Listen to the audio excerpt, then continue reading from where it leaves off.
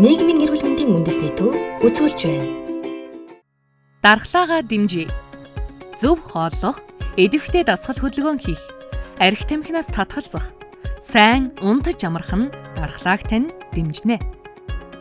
Амны хаалтаа зүүцгээе.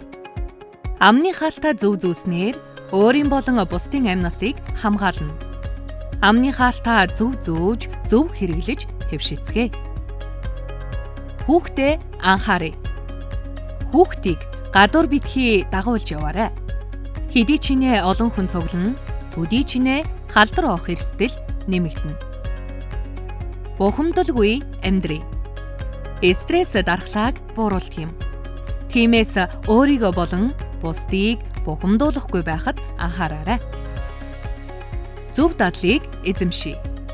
Ханиаж найтахтаа бусдад халдвар тараахаас сэргийлээрэй.